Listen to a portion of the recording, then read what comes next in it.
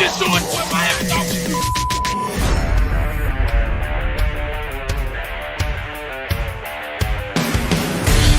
The pressure, he's in trouble. Loses the football. Touchdown! Got it! You have got to be kidding me. Jalen Waddle. It's a Dolphin touchdown. Throwing deep upfield on the near side. Man open. Touchdown! He's got a man. Touchdown! The run from Tagovailoa. Touchdown! He's going deep. He's got it for the touchdown. Tagovailoa trying to make up for it. Fire to the end zone. Touchdown! Beautiful day to be a Dolphin fan. 1, 2, 3, let's go!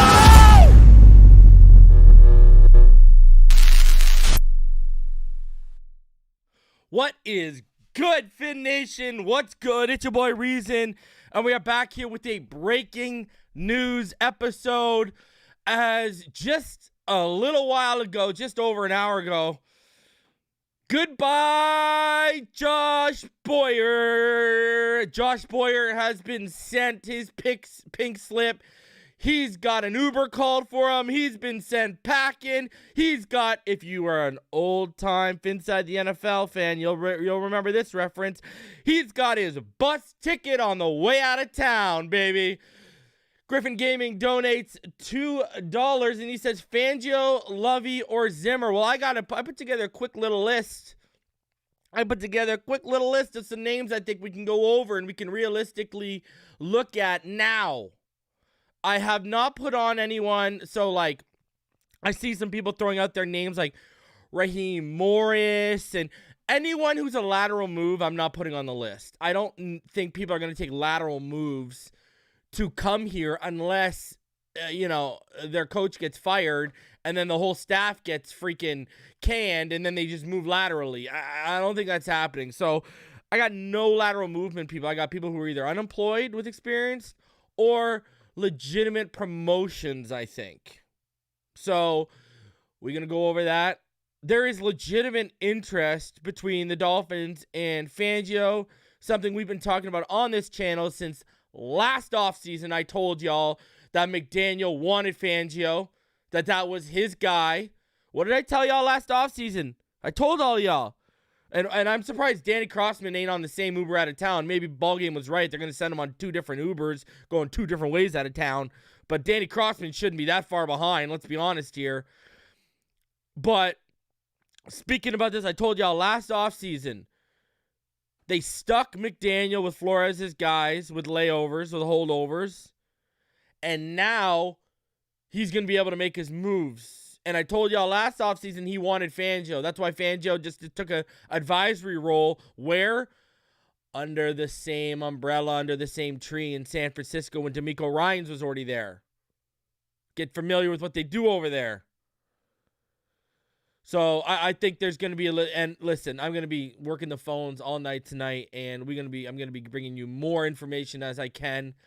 Also, I'm glad I hold off. If you are a Patreon member, the first episode of 3 Takes Thursday will be dropping tonight. I was going to do it about 3 takes about something else. What I'm going to be doing is every Thursday on the Patreon, I'm going to be dropping a video, and it's going to have 3 takes. Either 3 takes on one topic or 3 takes on 3 different topics, etc., etc.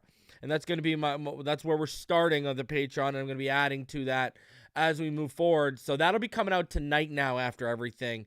Because I was actually going to talk about something different, and I'm glad I waited, because I was going to record it last night, and I was like, you know what, let's wait.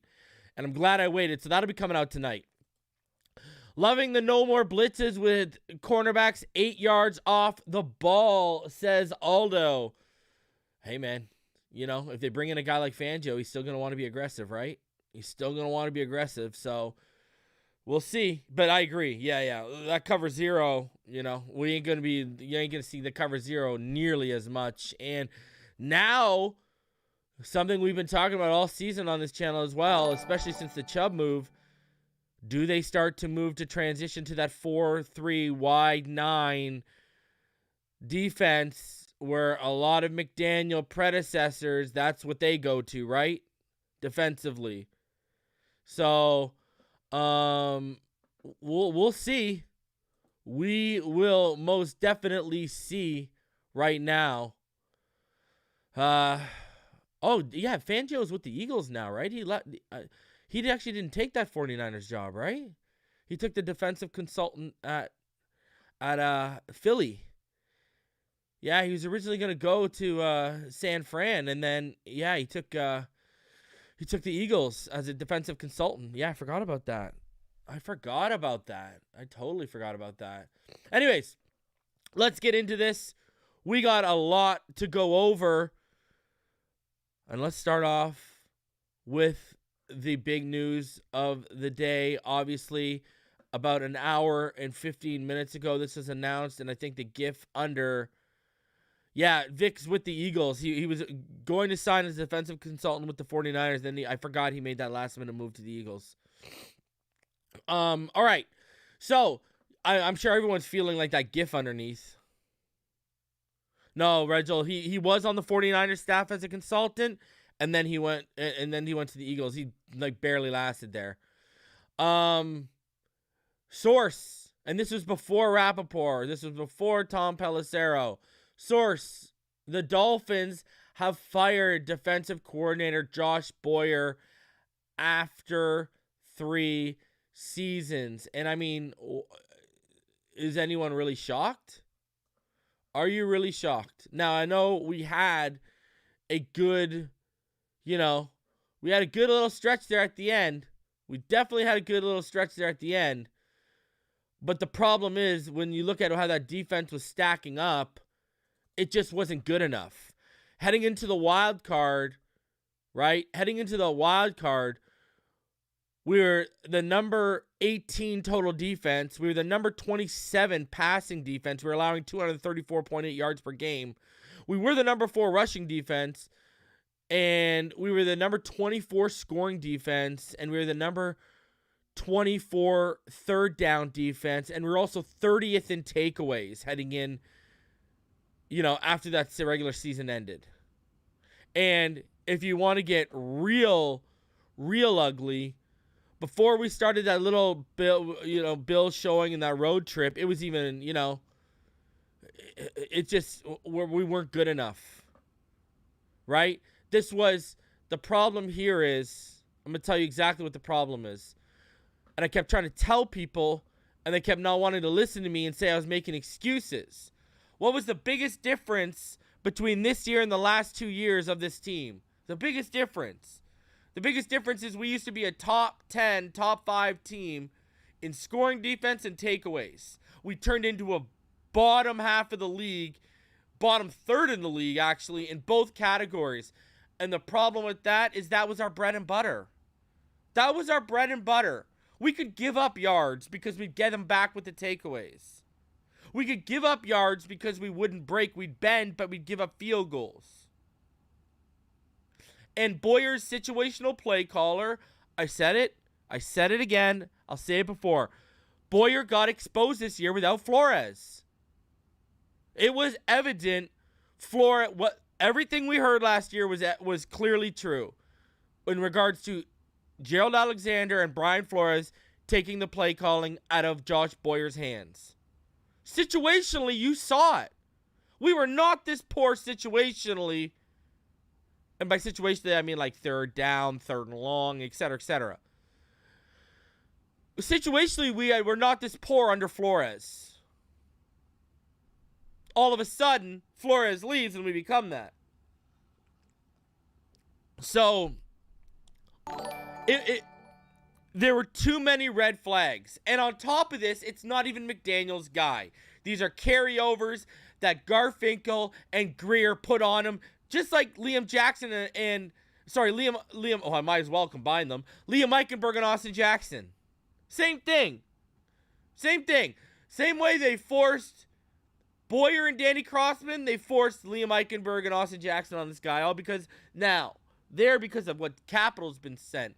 Boyer and Crossman stuck around because they were like that with Greer and Garfinkel. But that's over now. See, what did I tell y'all too, right? Year one for McDaniel. Why is it so imperative you make the playoffs in year one, Mike McDaniel? You build that cachet. And I told all of y'all last offseason as well. This is actually working out well for Mike McDaniel in the sense of, what did I say? If this offense takes a big leap, but the defense regresses, what's McDaniel going to say?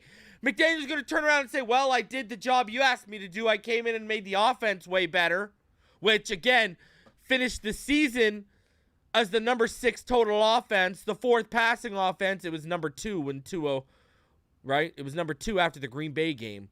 We were number 2. We dropped to number 4 with the 2 Skyler starts. We also dropped from the number 9 scoring offense to the number 11 scoring offense with the 2 Skyler starts. We were number 9 under Tua. But the number 11 scoring offense and then the 25th rushing offense, we moved up 2 spots in the last couple weeks. We moved up from 27 to 25. So he made all these massive improvements, right? Going into the Patriots game, right? So Tua's out with the concussion after the Green Bay. Going into that game, we had a top 10 scoring. We had the number 9 scoring offense. We had the number 2 passing offense, all because of Tua and this passing offense and Mike McDaniel. Right? And we had I believe the number 4 total offense at the time as well. And so what did I kept stressing? I kept stressing weeks ago. Look at this. We had the number 9 score. Just for example, let's just for example, all right? Just for example, heading into the Patriots game so you guys could understand where I was coming from because I kept saying it. Okay?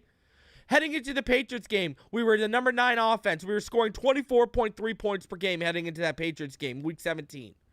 Our scoring defense was allowing 24.7 points per game.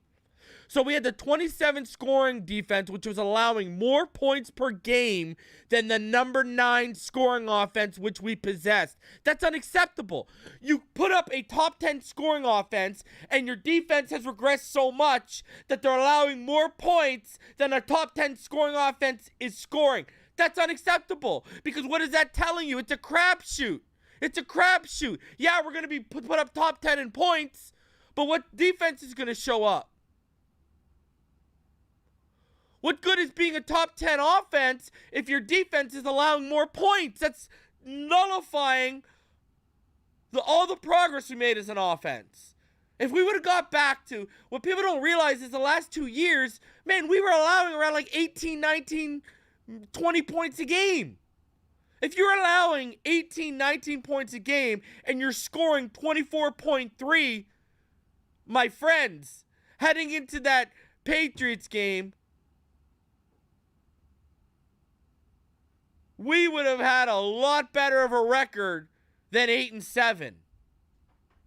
We probably would have won games without Tua.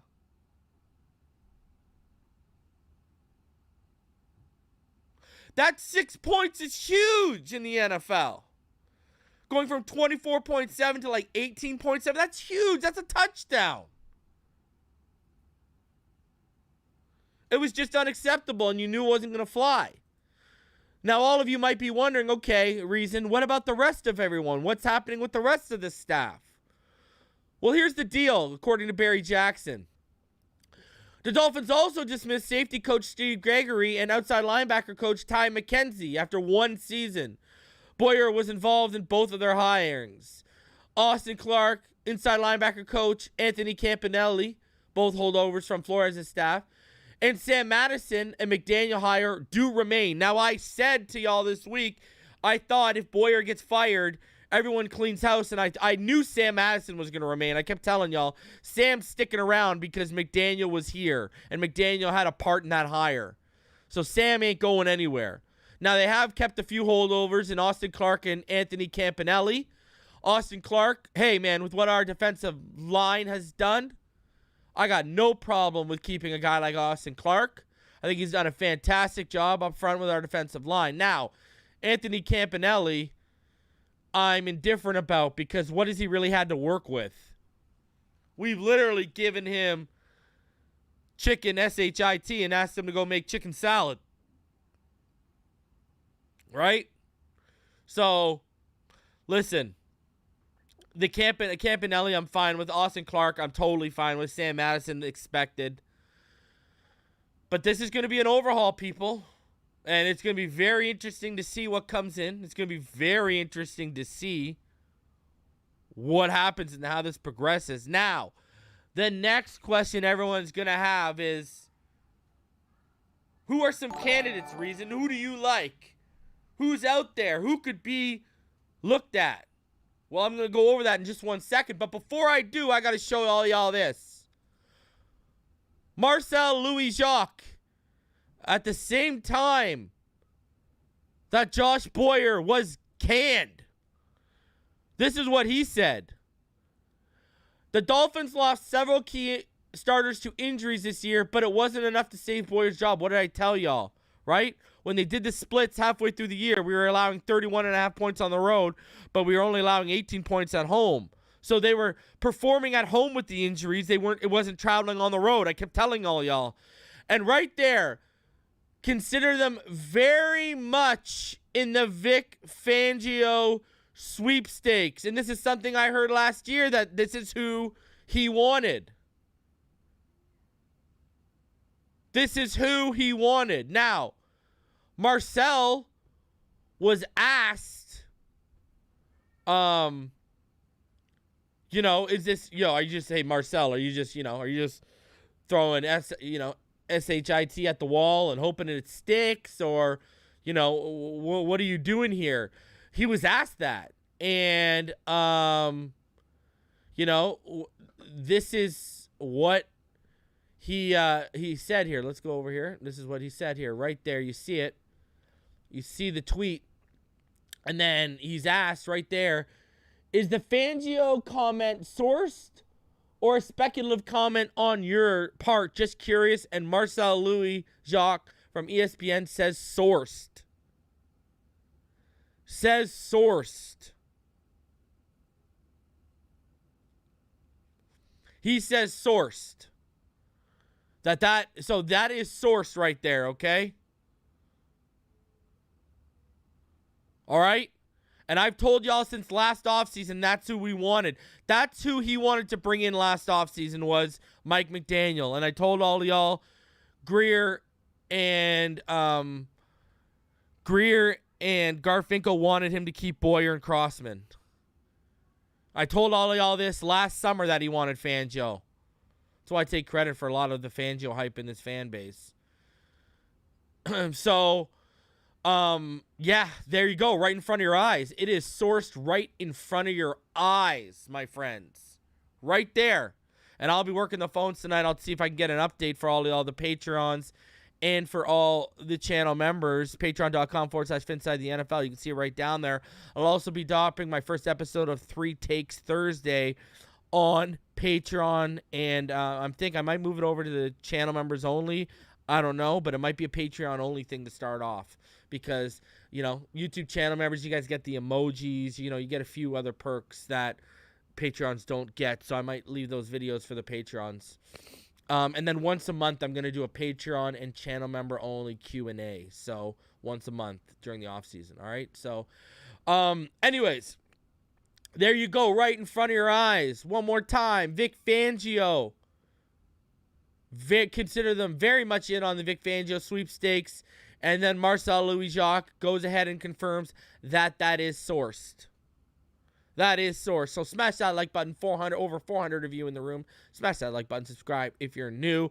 I've got a list of guys I want to go over that I think are potential fits. Now, how many got on this? I've got a list of 10 guys. 10 guys. Now, again, there is, as much as I'd love a Raheem Morris, he ain't making a lateral move, okay?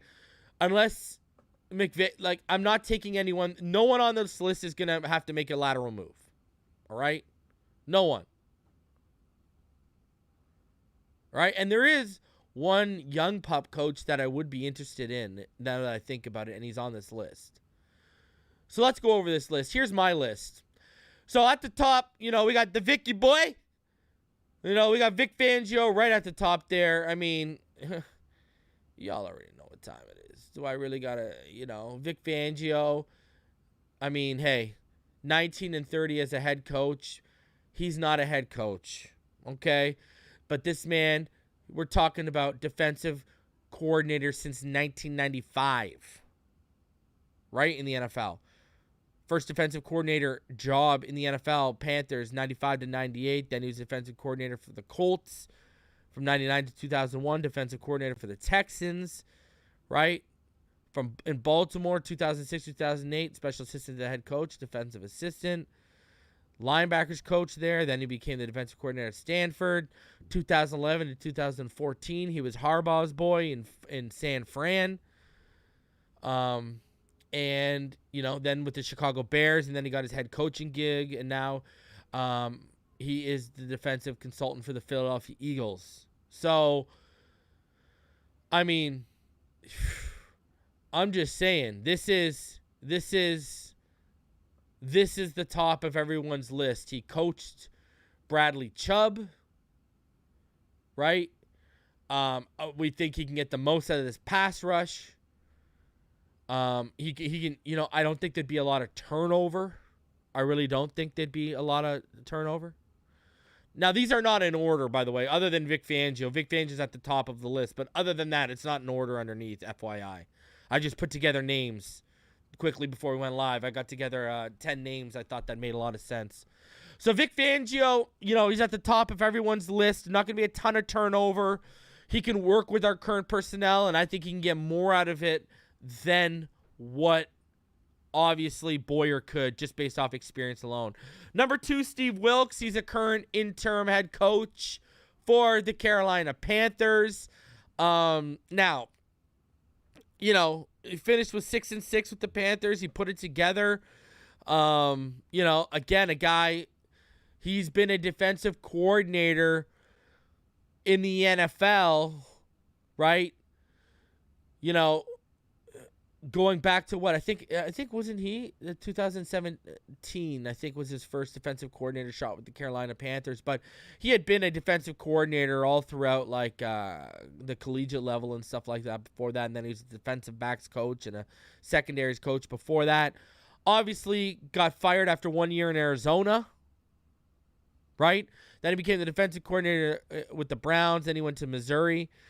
Then he became the defensive passing game coordinator and secondary coach for Carolina, and then the interim head coach. So he's had multiple head coaching gigs. Again, I want a guy that can come in and not only take over this defense, but someone experience-wise that's been there for McDaniel that he can lean on.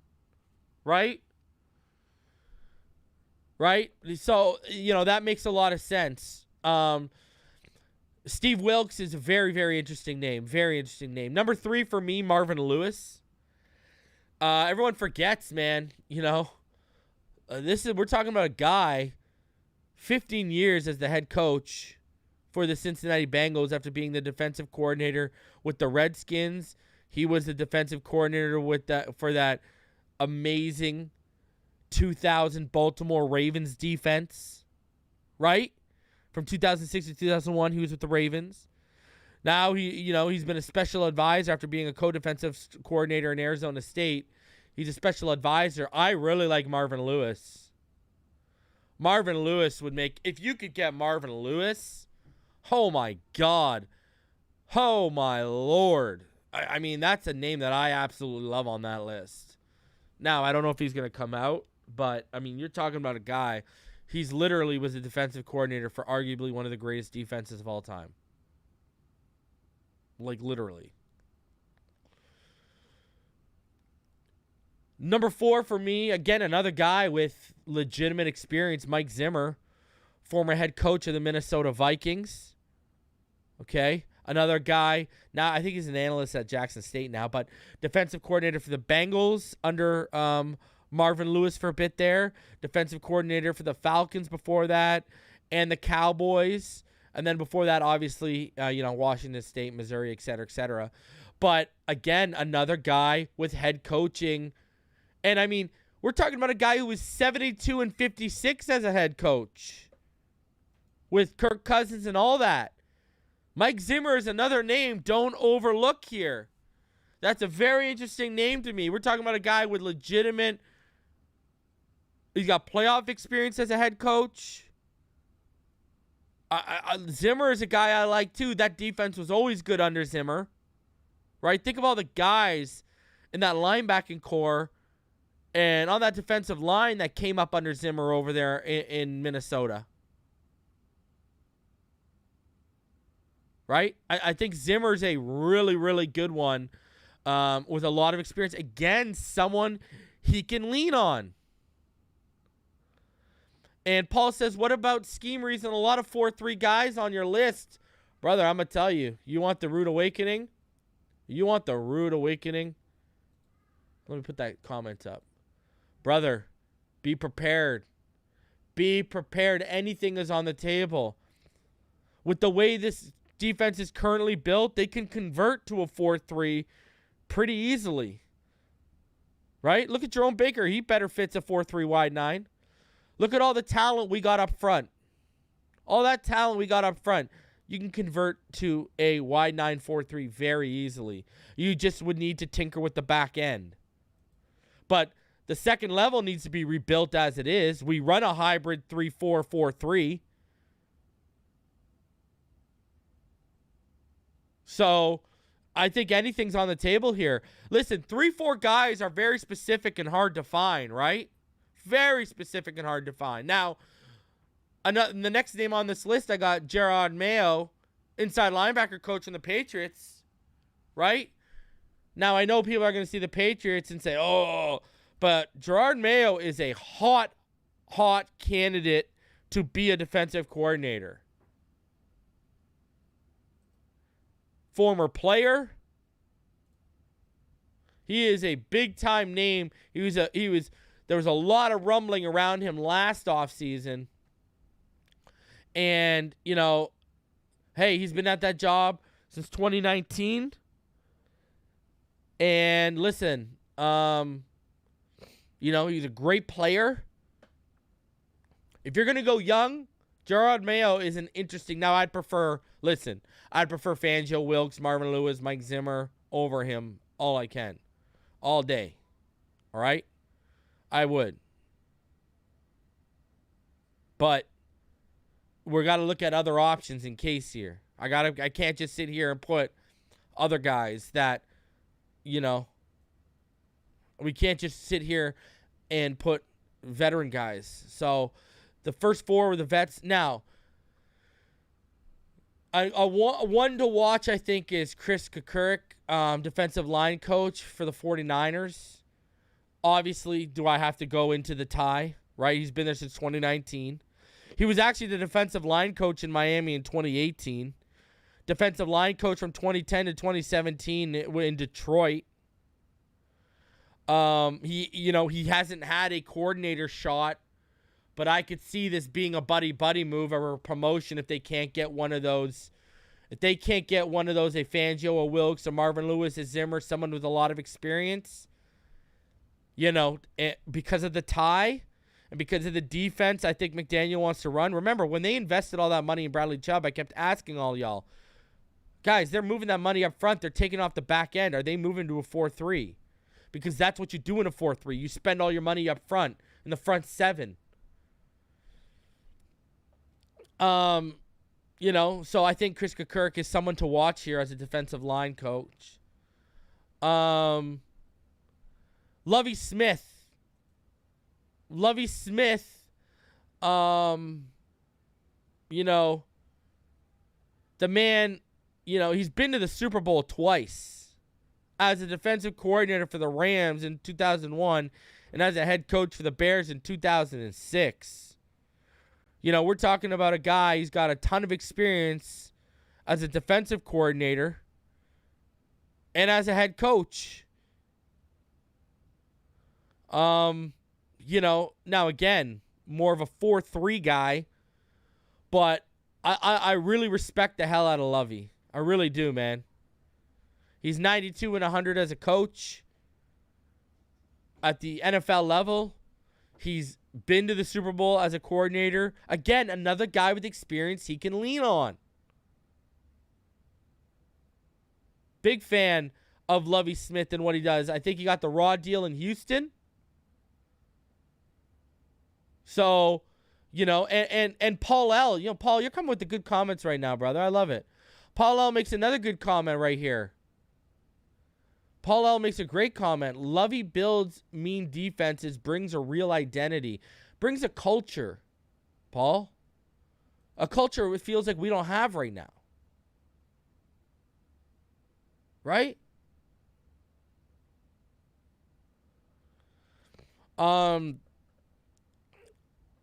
Next one up, I know a lot of people aren't going to like this, but I had to put him on there just because it looks like he's not going to be going back to New England. And listen, if he's under someone, then whatever. Right? He's not running the ship. But Matt Patricia, offensive line coach, Patriots, looks like he might not return. Again, I mean, we can say what we want about Matt Patricia the person. I'm not a fan of Matt Patricia the person. Don't get me wrong. Okay? But, I mean, we saw what he did as a defensive coordinator from 2012 to 2017 with New England. So, listen, he'd probably be at the bottom on my list, but I had to throw him on there. Got to be objective, right? Let's skip over him because I don't really care about talking about Matt Patricia. And I didn't leave a name off this list that I'm going to talk about after this. The next one up here is really interesting to me. Chris Richard. I am very interested in Chris Richard. Okay?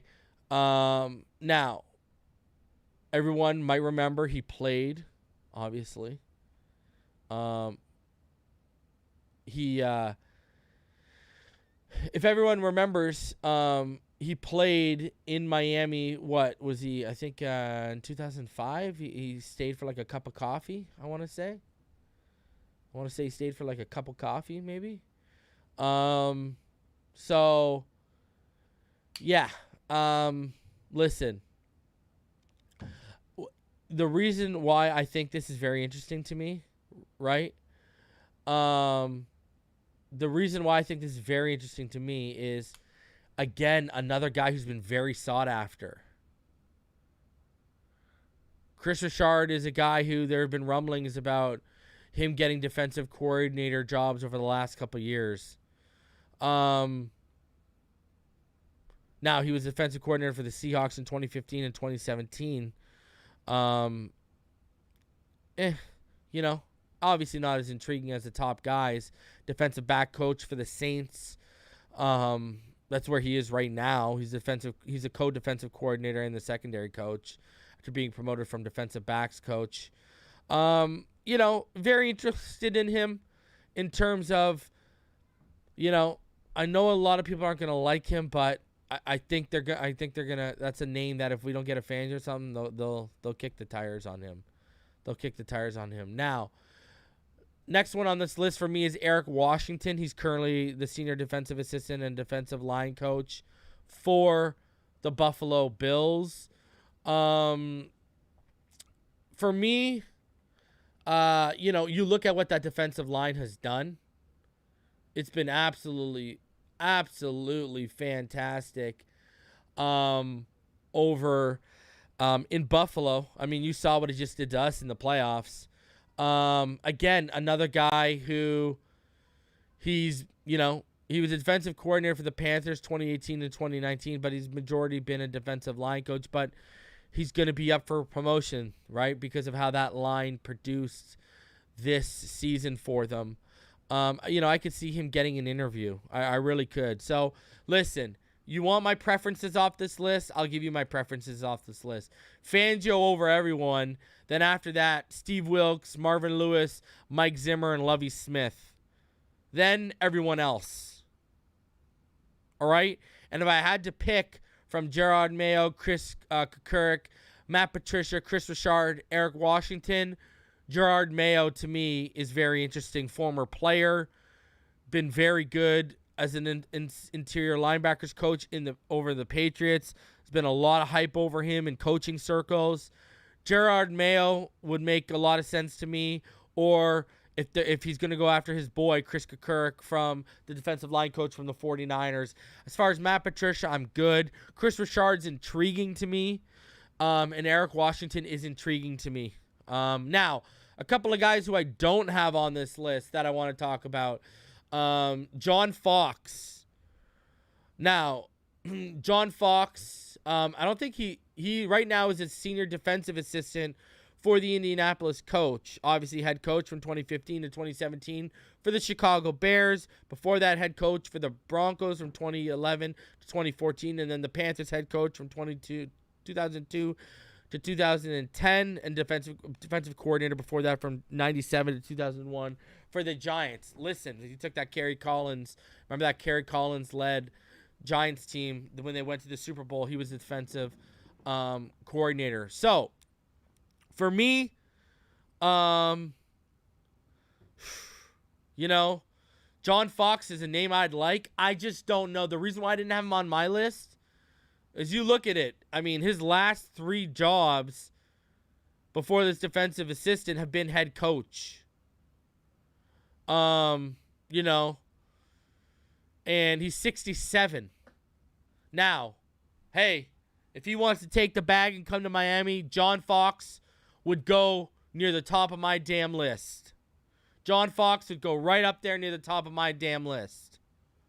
I just don't know if he wants to take a defensive coordinator position. He feels like a guy that's going to want to put together a coaching staff and go after a head coaching job. I may be wrong, but if he's willing to take a defensive coordinator job, John Fox is near the top of my damn list. That's for sure.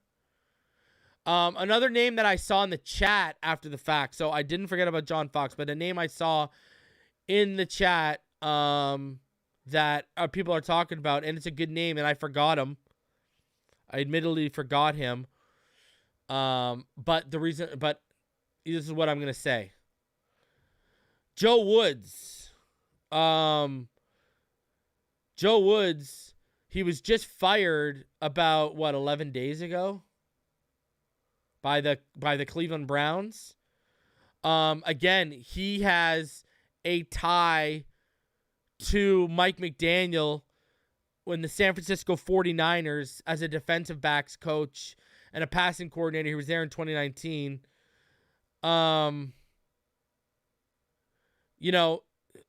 Joe Woods is a very interesting one to me. I think all of you in the chat are probably onto something there. That's a name to watch because of the tie as well. That's a name to watch as well, for sure. For sure. I mean, and you look at Cleveland this year. And you look at where how Cleveland did really this year. Cleveland, though, hey, they weren't that terrible, right? Now passing defense, they were pretty good, right? They were like 5th in passing yards allowed, 5th in passing touchdowns allowed, 14th in net yards allowed. Against the run, they struggled though, right? They were like they're 29th against in terms of rushing defense against touchdowns. They were in total yards, they were 25th. So they did struggle, 20th in points allowed. Joe Woods did have his struggles this season with Cleveland. So, but hey, you know what? I'm not going to knock it because you guys are right. The tie is there. And if ever there's a tie, you got to look in and you got to watch it. So, man, Josh Boyer is out in Miami. Vic Fangio, there is legitimate interest by the Miami Dolphins. Man, it's going to be interesting to see how this develops. Is it going to be an interview thing, or are they just going to go after the guy and throw the bag? For me, I would just, go after your guy and throw the bag. You know what I mean? So, man, real interesting stuff. Man,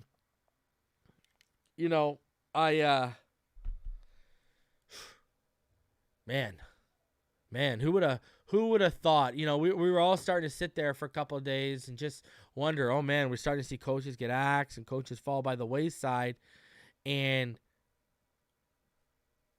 nothing was happening with Boyer. But I had the Patreon update last week, and then my Patreon update, I was told Josh Boyer and Danny Crossman were going to be canned. Then the Jordan Schultz tweet came out that sweeping changes are coming to the defense. It's going to be interesting. Now, what's going to happen with Danny Crossman? How does Danny Crossman survive with how bad our special teams was? That's what I don't get. And that's what I don't know if I see that happening. He got to be the next to go, I think. So I wouldn't be surprised if Danny Crossman is relieved here in the next couple days as well. I really wouldn't. Really wouldn't. Man, crazy day when we didn't expect much. I didn't expect to go live, but hey, it happened. I had to get out here. I had to get in front of all y'all, give y'all a list of quick candidates. I think we talked about a couple other that didn't make the list in Joe Woods and John Fox. I think I put together a pretty solid list for having not even an hour's notice for all of y'all. Put together a pretty solid list. And hey, let's see what happens. I'm going to be back tomorrow night. I was planning on being back tomorrow night anyways. We got a bunch of stuff to go over tomorrow night, and it's going to be an even more interesting show tomorrow now. So we're going to be back tomorrow because I got to get out of here. I got to take my daughter to tap class. So, listen, I appreciate all y'all for coming through. Over 470 of you in the chat. Smash that like button, subscribe if you're new. Patreons, be out on the lookout. Patreon.com/Phinside The NFL. The first episode of 3 Take Thursday will be coming at y'all tonight. And we'll be doing 3 takes about the defensive coordinator position, the firing and the hiring. So I'll be dropping that tonight, and I will be checking my phones. I'm going to be checking in with some people and try to get some details for all of y'all. Until tomorrow, I appreciate each and every one of you for coming through. Love each and every one of y'all. Smash that like button. Subscribe if you're new. Fins up all day, every day. I will see all of y'all tomorrow. All right? Fins up, baby.